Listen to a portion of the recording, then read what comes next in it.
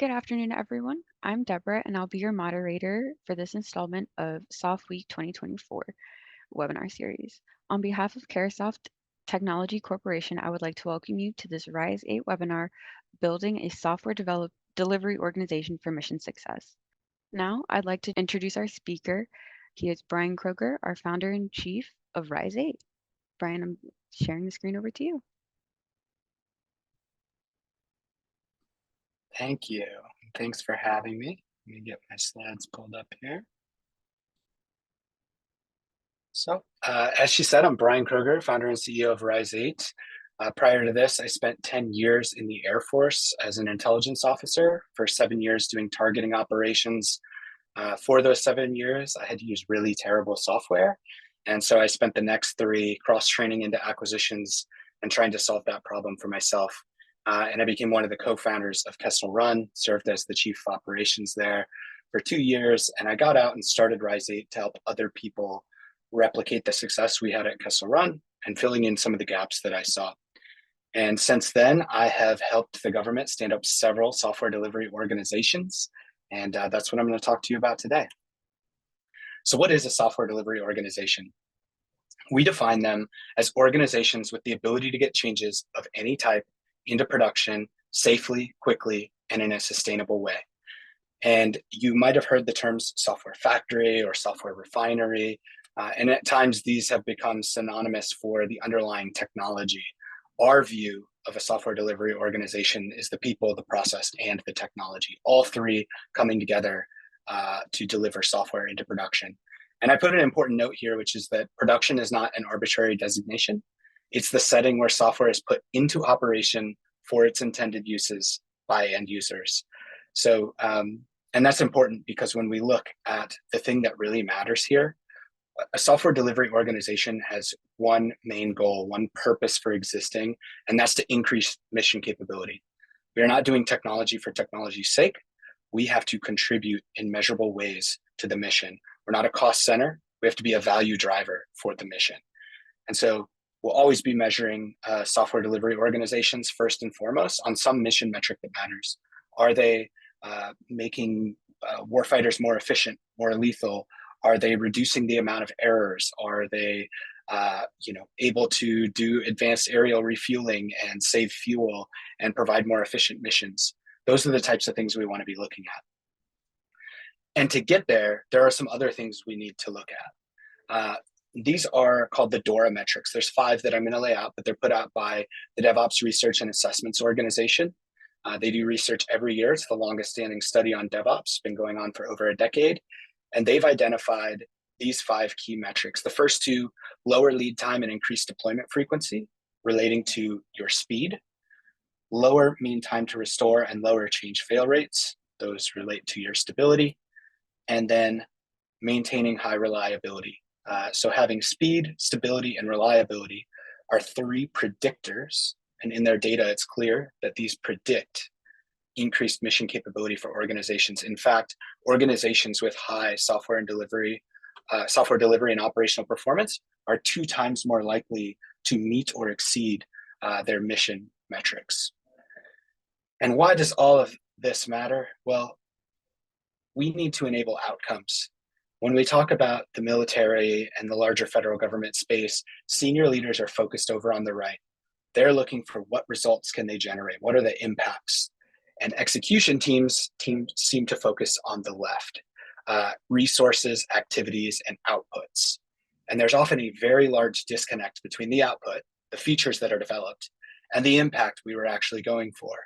But in the federal acquisition community, it's very commonplace to say, hey, we met the requirement specification, box checked, we're done, and not ever checking to see what did people do with it? What were the measurable changes in human behavior that then led to measurable changes in the mission and mission impact? Not only that, the data is very clear that we also see that organizations that embrace this are able to achieve elite software delivery performance. This is a category.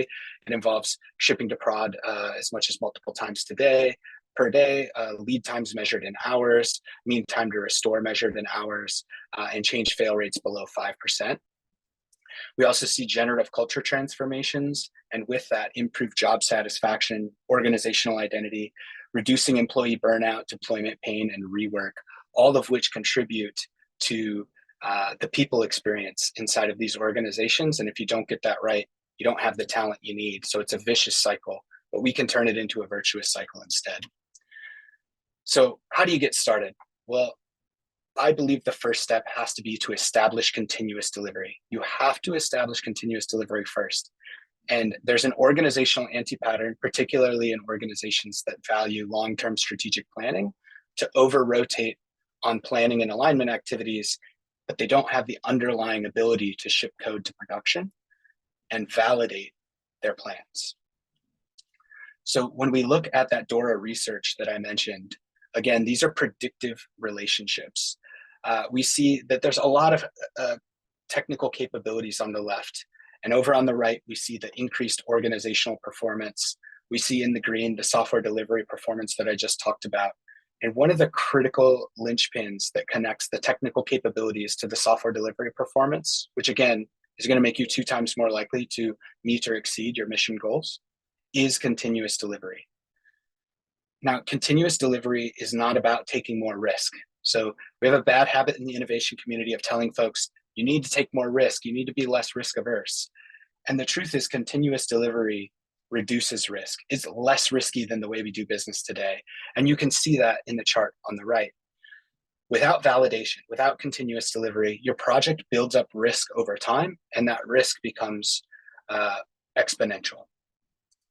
Now, when you have the ability to continuously deliver, you get that sawtooth risk diagram that I show there. And this means that every single time we deliver, we can validate or invalidate our assumptions and bring our risk back down to 0. Not only does that obviously produce a lower risk profile over the life of a project or a program, but it allows you to take bigger risks up front because you'll be able to validate them quickly and, if you need to, pivot or stop. And so this allows us to get more innovative solutions and at the same time reduce our overall risk profile. Contrast that with what's called the alignment trap. This comes from an article called Avoiding the Alignment Trap in IT. And they have really great data that shows that most transformations get stuck in this alignment trap. And that's where they focus on alignment activities first before they try to address IT efficacy. And what happens here is we see this in scaled agile framework implementations, for instance, where there's more software architects and value stream architects and solution architects than there are software developers. There might not even be any. And the process becomes the product. And so what happens there is that a majority of their spending goes towards those alignment activities and all those really expensive resources, but they don't have a means to validate any of the plans and requirements that are being generated through that process.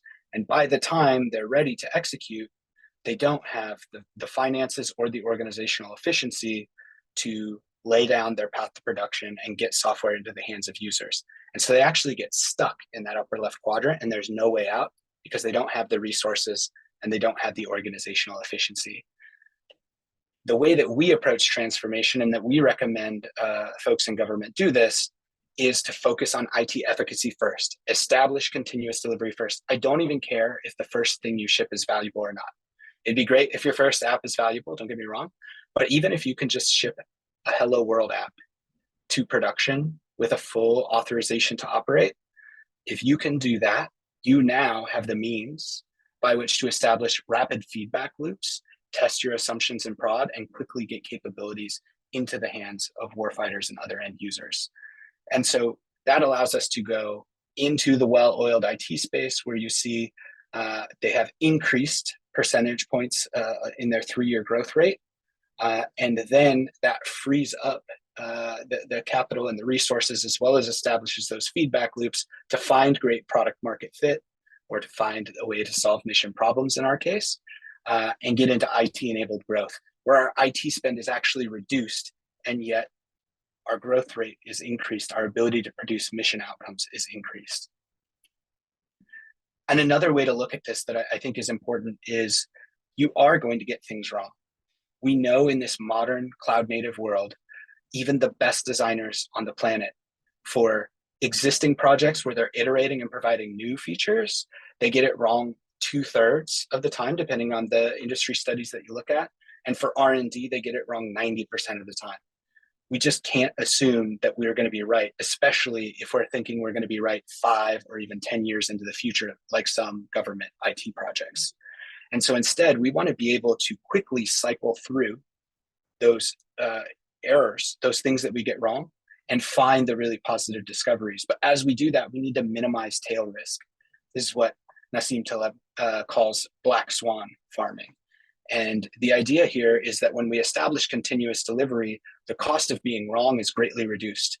We can build some code, ship it, and find out if it's the right thing or the wrong thing, if it's built correctly or built incorrectly. We can find that out in a matter of hours or days for larger feature sets, maybe weeks at the most. And so the cost of finding those things is very low. And that allows us to quickly find those large black swan type discoveries. And this bears out in financial data as well. The diagram on the right shows Maersk shipping line case study, IT project with 73 requirements. I wish I saw one of those in government. I think there's about 2 orders of magnitude higher than that. But they mapped out each one of these features according to the cost of delay per week. And what they found is that these features mapped out as in a power law curve. And 3 requirements were responsible for over 80% of the overall cost of delay. But by bundling them with the other 70 requirements, it was going to delay the project, right? They had to wait until all 73 were complete, and it was going to cost them hundreds of millions of dollars from a cost of delay perspective. And instead, by employing continuous delivery and these type of modern software patterns, they are able to get those 3 features out in a minimum viable product and immediately recognize that opportunity cost savings. And so how do we achieve this continuous delivery? I kind of glossed over it initially. There's this long list of technical capabilities, and it can seem overwhelming at first. So I'm going to dive into the way we approach this and how you might think about doing it as a government organization. There's 3 initial focus areas that you need to be aware of to achieve continuous delivery. Application development has to be dialed in. You can't have just any old app developer. You really need strong app development, or if you're doing legacy transformation, app transformation skills. You need a path to production, and you need a production environment, a platform. So when you start with a platform, have a path to production, and you have really good application development, that's what it's going to take to achieve continuous delivery. And what does each of those mean? Well, let's start by looking at platform. There's 2 things to point out on this diagram. First, I want to say, before I get into those, I believe platform as a service is a prerequisite for DevOps outcomes for continuous delivery in the federal space. And what you see happening on this diagram is moving from infrastructure as a service, so basic AWS services, showing Kubernetes and what kind of that manages for you, cloud provider Kubernetes compared to a PaaS all the way over on the right. And I said there's 2 things to look at here. On the left-hand side, you see bring your own versus choose and configure, or versus what's provided to you. So when you go with a PaaS, a lot more is provided to you out of the box, which means you have a lot less to choose, configure, and maintain yourself. So it lowers the cost of development drastically.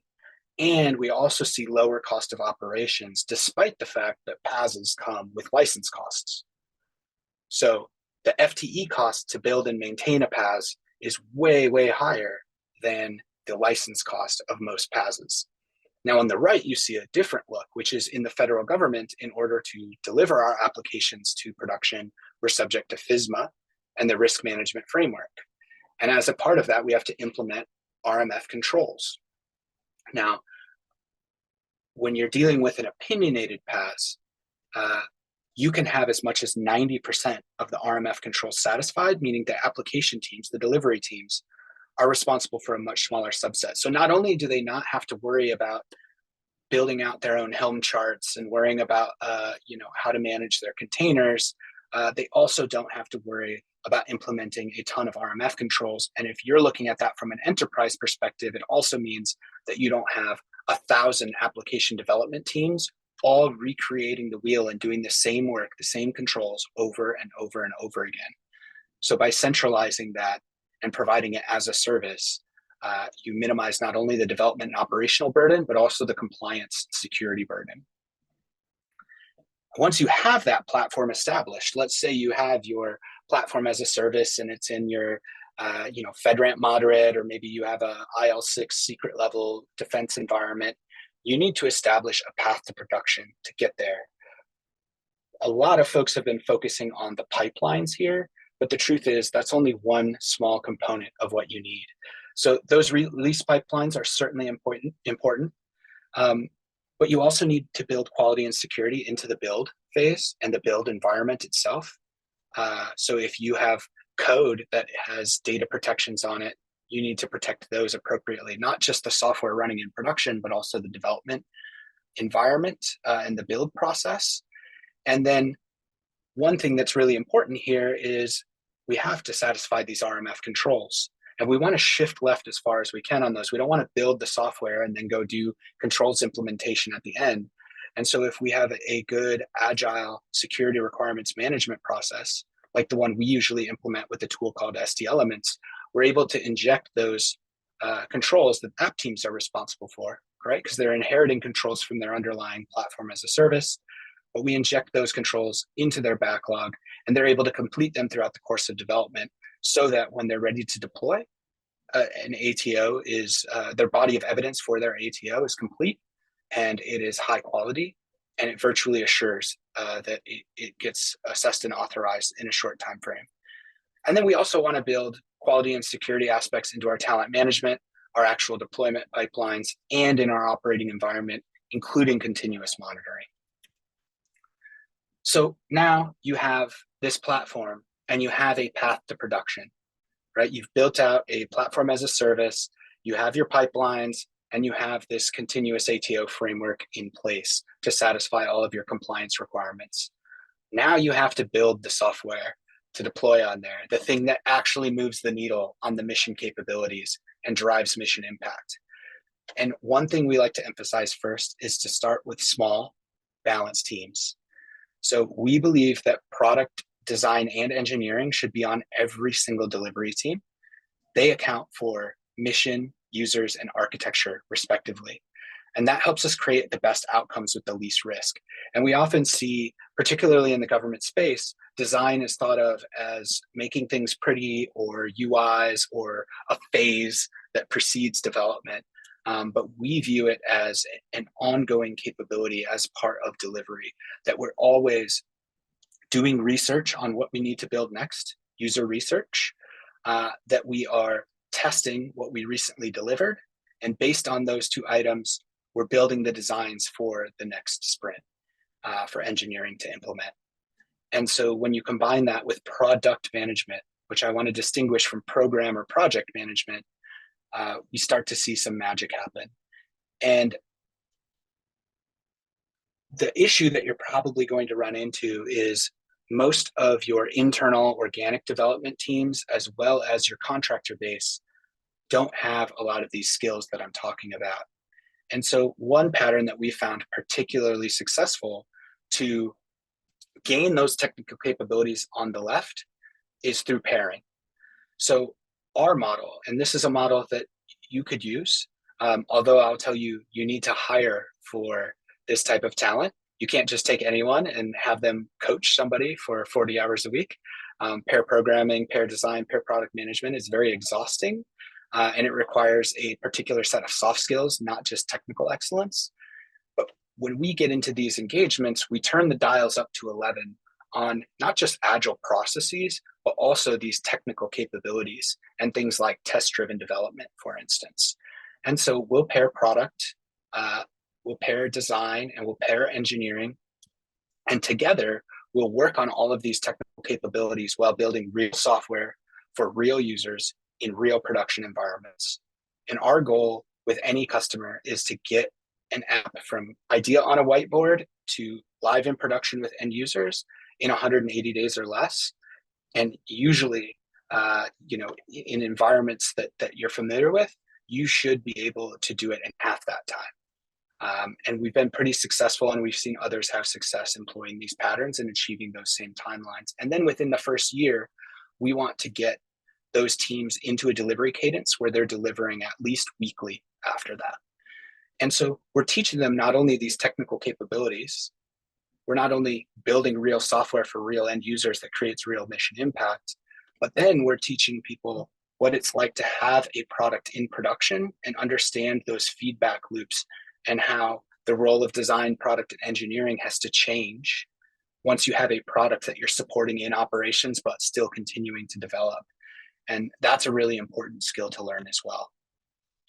And the reason this pattern is so successful, there's a great case study on this with Numi Auto Manufacturing. If you're a podcast listener, there's a great American Life episode that dives deep in this. I highly recommend it.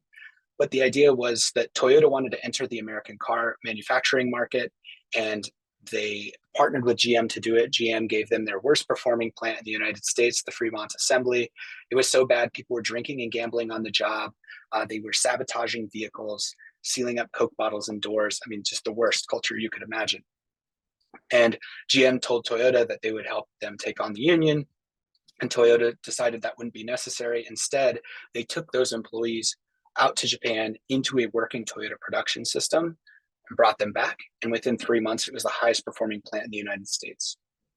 Same people. So how is that possible?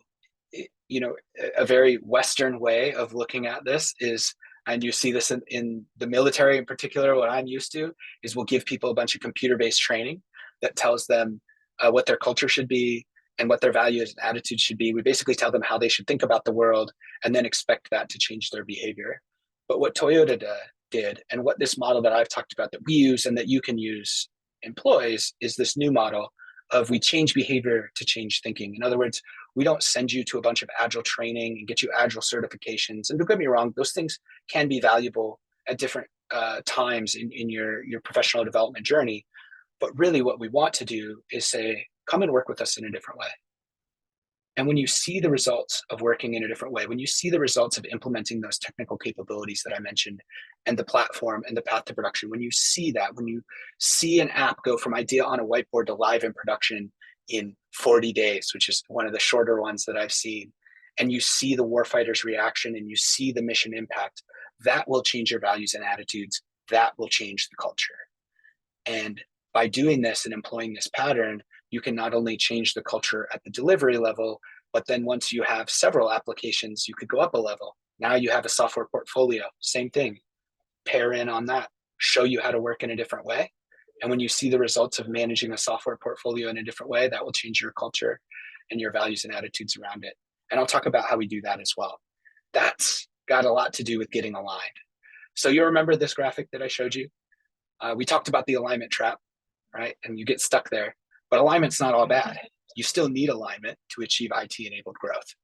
And so once we have continuous delivery, now we want to focus on those alignment activities. And traditional resource allocation and planning is a game of telephone, right? It creates massive drift. You're all probably familiar with planning cycles that look just like this, where the idea that went in and the goals that you wanted to achieve get completely turned into a Frankenstein, and nobody knows exactly what they're working on or why or how to build it. And they follow the specifications and the output is not what was intended. In other words, the output doesn't achieve the impact. We're missing the gap. We're missing the outcomes. Instead, we want to implement a digital operating model where we go from multi-year planning to continuous learning. And you can see here, you still have the executive function, the mission level, the portfolio level, the product level, but everybody is oriented around the same metrics, around the same customer. And we have these mechanisms called growth boards and these decision points that allow us to do this in an agile and iterative way and make sure we have the feedback loops in place to continuously learn. And I'll talk about those. But first, a few key parts about going from this traditional model to the digital model is you have to start thinking about, hey, we're not going to start with the answer, right? We're not going to optimize for being right. We're going to optimize for being wrong and learning. So we're going to be looking at problem and opportunity statements.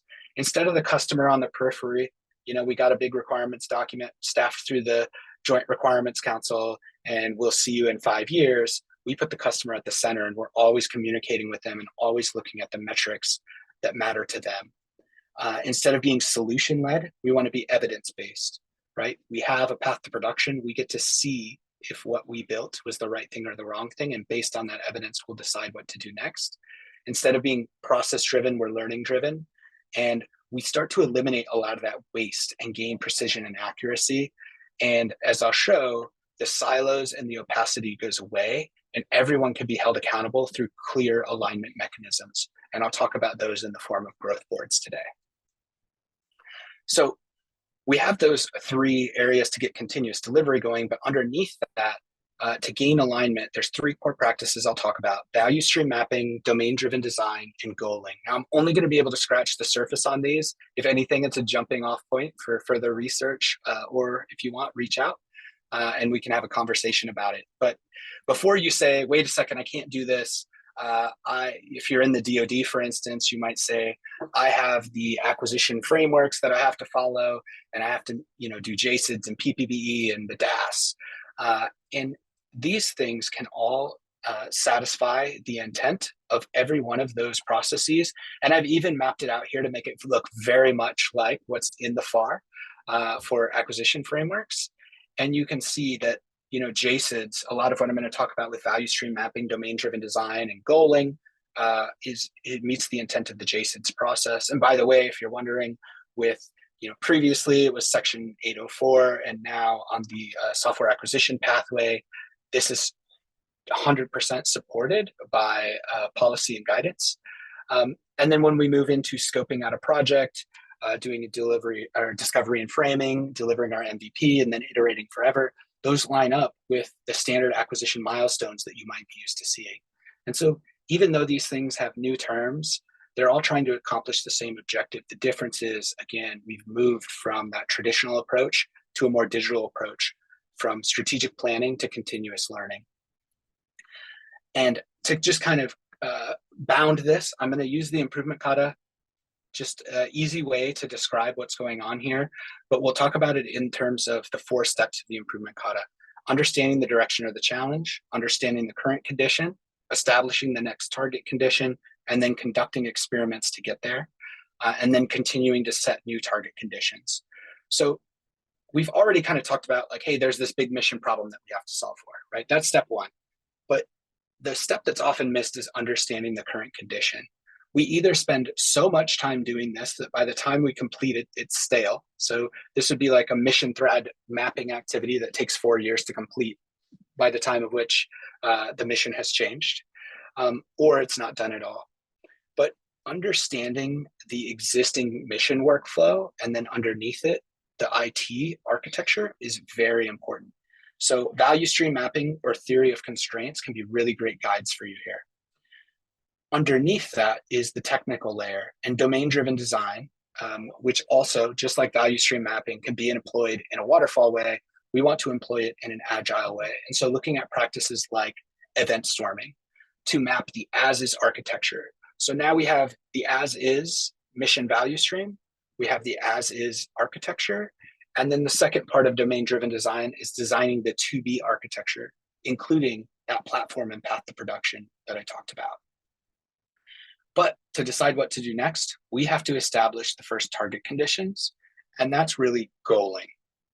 Now, some people will use OKRs. We like to use OGSMs or OKRs. We find that OGSMs, for more complex organizations with multifaceted delivery strategies and objectives, this works a lot better. And so with OGSMs, we have the vision of what we want to achieve, time-bound numerical articulations of the objectives, those would be your goals, the choices that we're going to make to achieve our objective, that's our strategy, and then the metrics. Now, these can be cascaded out across the organization. So thinking back to that first diagram that I showed you of the digital operating model, we might have 1 or 2 OGSMs at the executive level, But those are going to cascade out into different mission areas, and each of those missions might have one or many portfolios, each of which has multiple delivery teams. And the strategy at one level becomes the objective at the next level down, right? And so that helps us maintain high alignment. So when we talk about alignment earlier, this is how we propose to achieve and have had great success achieving alignment across the organization. And this is an example from retail. And you can see here that the executive objective at the bottom is just to grow market share. They want to achieve additional 50 million in sales. That's their goal. Their strategy is to connect product and services to customer needs, which then becomes the objective for the next level down. And their strategy to achieve that is to enable a frictionless selling experience. And then you might imagine that there are multiple facets to that, each of which require several delivery teams to accomplish, but everybody can connect what they're doing back to growing market share and achieving an additional 50 million in sales by 2025. Now, I intentionally didn't use any government missions here because I think it's easy to get lost in the weeds or the technicalities there. But just because we don't have profit and loss doesn't mean that we don't have measurable objectives and goals that we can set. And as you're trying to achieve alignment, it's important to keep those focus areas aligned. And in the old way of strategic planning, if we look at this hierarchy of user needs, going from feasible to usable to useful to joyful software like your iPhone, we do things like AOAs and feasibility studies. Those are analysis of alternatives for the uninitiated. Lots of architecture diagrams as part of the DoD architecture framework. And then we get so wrapped around the axle delivering on these big programs, many actually fail to even get out of the feasible stage. Kessel Run that I was a part of, the AOC 10.2 initiative had actually gotten canceled and there was no usable software that we could carry forward. And then rarely we'll see it get to usable and maybe sometimes even into marginally useful software, but it's certainly never joyful. But the alternative, sometimes the pendulum swings too far to the right in the innovation community. And what we see there is what I call the lean trap. And this is where people employ lean startup principles without things like value stream mapping and domain-driven design and understanding the larger context and setting goals around the overarching mission and having alignment. People end up with blinders on, right? And they're like, oh, we're going to make this super joyful. And they'll spend 3 years building an app with marginal return, right? The return on investment hits asymptote probably inside of 12 months, but they keep working on it for another 2 years. And instead, what we want to have happen is what's called the lean enterprise. And there's actually an entire book written on this in the lean series. I highly recommend it. But they identify that teams instead should understand what's to the right and to the left of them so that when they start hitting the asymptote on return on investment, they know that by going to the right and going into a new mission space or new mission impacts, they can keep getting those high returns, right? And that's where we start to see these complex systems form that produce a lot more value than a bunch of individual apps. And so that's what we want to get to. Now, some key takeaways here when we talk about this digital operating model, just to recap, be intentional in your planning, right? We don't need a multi-year planning process. Don't start with the solutions, start with opportunities and problems. And I'm going to come back to that in a minute. You have to let go of being right and optimizing for being right. You have to assume you're going to be wrong and optimize for learning, and then pivot when you've learned enough. And then one thing we're going to talk about in a second here is governing like a startup and funding like a VC. And there are ways to do that. And then really get to know your customers and making sure that you have design at the forefront of your organization and included on delivery teams is one really great way you can do that. But also making sure that all of your goals trace back to mission impact. All right, so how do we stay accountable? Well, I mentioned growth boards a couple of times here. There's an operating framework for this. And in this new way, everyone has the same rules and there's no opacity, right? It's very transparent, a lean governance model. And we call these growth boards very similar to what VCs employ. And a growth board can serve one or multiple teams. It's going to have cross-functional representation. So think of it like you might go to a PMR, the same audience that would be at a program management review might be here, although you should eliminate some of those folks because, as you'll see, the cross-functional team serves a purpose. You could call it servant leadership or whatever. The idea is they're there to help the teams build, measure, and learn faster. Growth boards should be not making product level decisions. So we're not looking at their cascade and deciding what they need to build next, nor should those ever wait for a growth board. And then we're focused on those measurable mission metrics at the top level that indicate real customer value. Then questions that they want to be asking and that you should be asking if you're going to run growth boards. How do you measure the mission success and viability of the investments you're making? When would you expect to see returns on the investment? So some apps might be able to be completed, like I said, in 45 days. Others might take the better part of a year. And then what would you observe during that time frame and after that would cause you to invest more or less? These are the kinds of questions that growth boards are asking. And the outcomes, and I put capability needs statements here as a reference to the software acquisition pathway, is they're going to enable product teams to build and articulate a clearer understanding of what mission outcomes they're driving.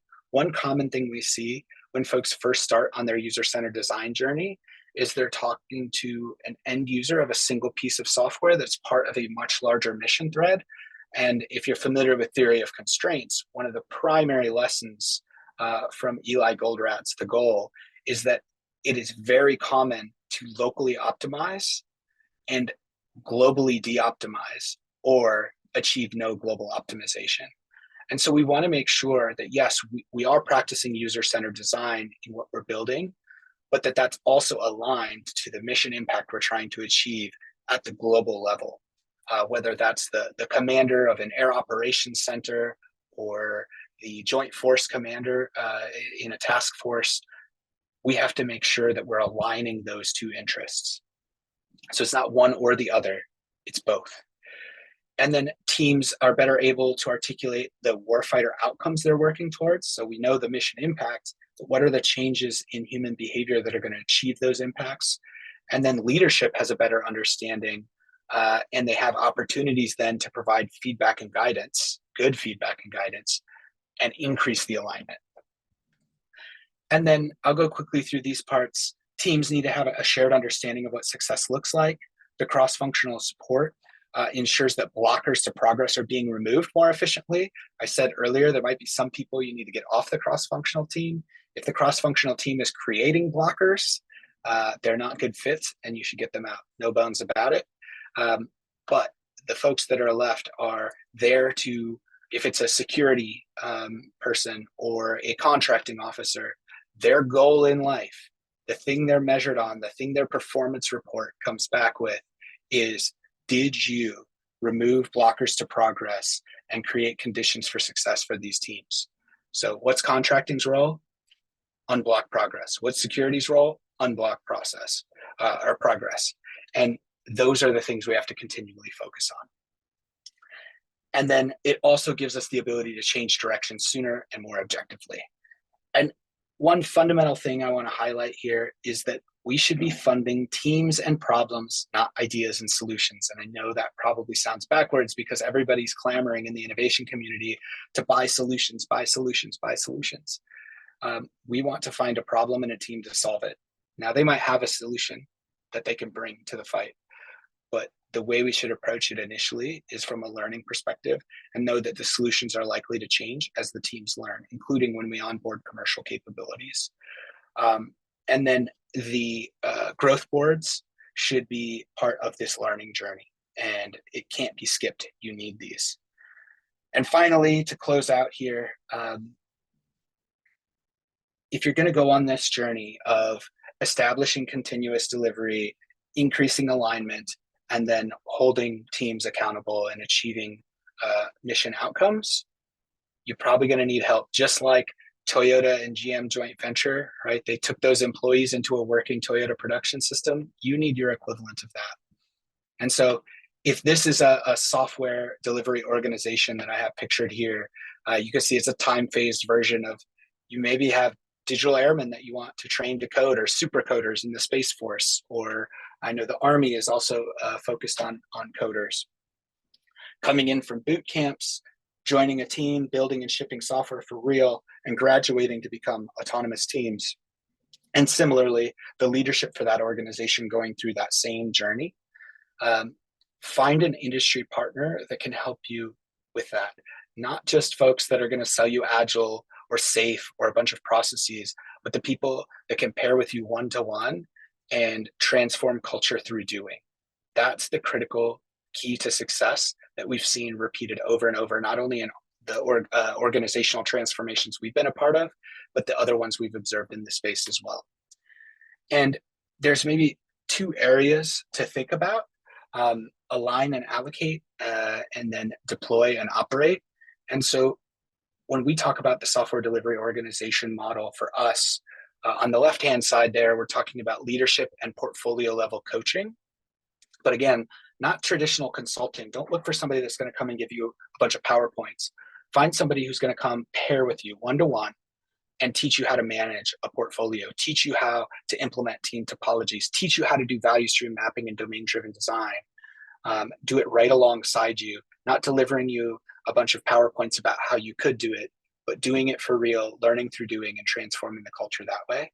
And then employ that same model at the development team level and going from creating to adopting to scaling solutions in really rapid timeframes. I mentioned that some of the things you might look out for are things like digital innovation operating models, leadership coaching, and vision implementation and strategy accelerator is something that we employ.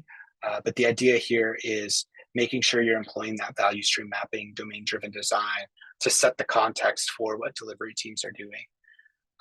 And then the more that you can put your organization through this pairing model, the more successful you're going to be. And so always keep that in mind. The modern version of a system integrator in a DevOps paradigm isn't subbing out a bunch of work to a bunch of subs and telling them what their interfaces need to be and handing them requirement specifications. They're pairing with them. They're teaching them how to work in new ways. They're onboarding them to the platform and the path to production. And then they're letting those processes and technologies and cultures drive mission outcomes. And then finally, there are ways that you can do this that align to, I mentioned, capability needs statement and the software acquisition pathway. And so just be aware, I won't be able to go into it in detail today, but all of these things can be traced back to that guidance. You have all the authorities you need today to do what I talked about and go from, the discovery phase and getting initial adoption to scaling solutions in operations in rapid fashion without needing waivers or special authorities.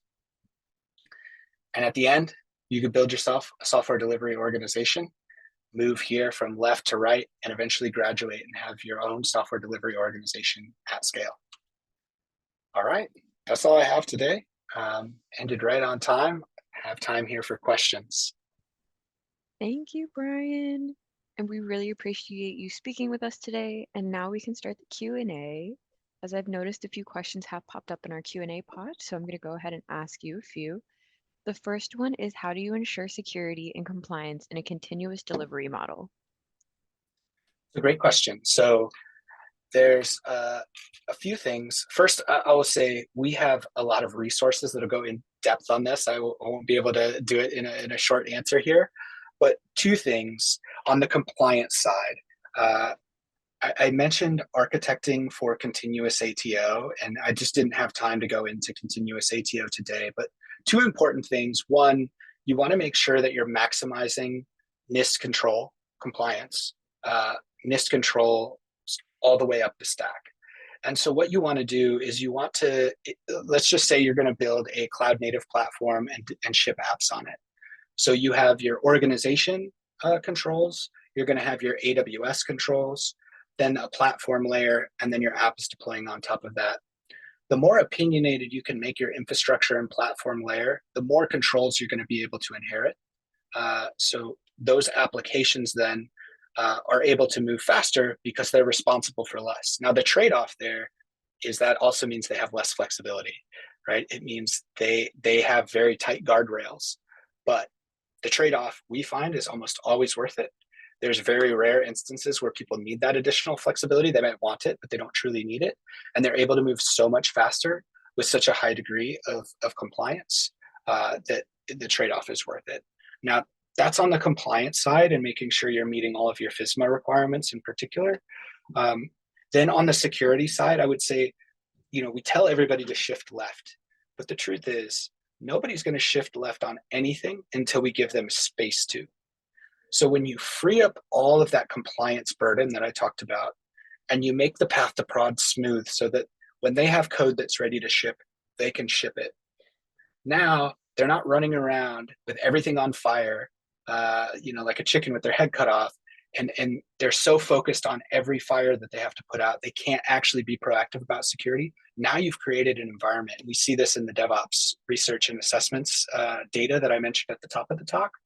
We see that bear out in the data that as these people have reduced friction in their path to production and in compliance and in the change approval process, it frees up their time and energy to focus on security.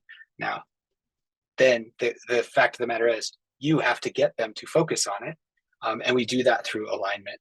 So, a lot of times what we'll see in organizations is as we hit that MVP stage, yeah, we need to improve the app we just built, but we also need to improve our secure release pipeline, and we need to improve our ability to do monitoring in production from a security perspective. And now you're freeing up the resources to do that. So there's no easy answer. It really comes down to do the work. But there are ways that you can do it smartly. And as you accomplish work, it frees up time to do the next most valuable thing. Thank you. And I hope that answered your question, Ashley. And our next question is from Wayland, and it's how do you measure the success of continuous delivery approach? So the first order feedback that you'll get is the software delivery and operational performance. So the first thing we want to look for is those 5 metrics that I mentioned, and really the first 4. Reliability would probably come a little later, but we're really looking for reduced lead time, increased deployment frequency, low mean time to restore, and low change fail rates. And then as we get a little bit farther along, we should see higher reliability as well. From there, though, that only matters, right? The whole point of doing all of this is to increase mission capability. So when you'll really know that you're doing the right thing is when you start moving the needle on mission metrics that matter. And I think a lot of organizations get stuck in building platforms for platform's sake, and they never go from measuring their software delivery performance to what are we delivering software that's moving the needle? And so that has to be the next step. But if you start trying to measure that too early, you also don't give teams the space they need to build and learn. So trying to achieve high software delivery performance first, and then start looking at moving the needle on mission metrics now that you have that feedback loop in place. Awesome. And thank you, Wayland, for your question. If there's any more questions, does anyone have anything else that they would like to ask Bryon before we end our series today?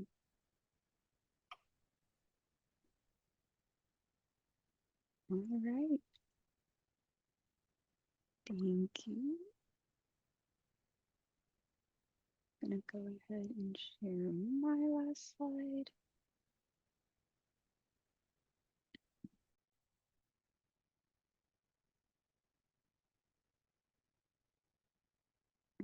Mm. All right, and I would love to thank everyone who attended our webinar series. I would also like to thank Bryon for speaking. Oops, I don't know why my screen is messing with me today. All right. Thank you, Bryon, for being with us this afternoon and all the participants who joined us today. And we hope that this webinar was helpful for you and your organization.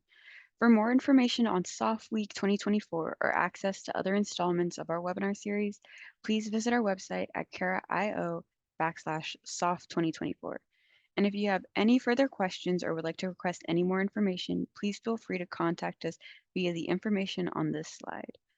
As a reminder, yeah, and with that, I would like to say thank you guys, and I hope you have a great rest of your day.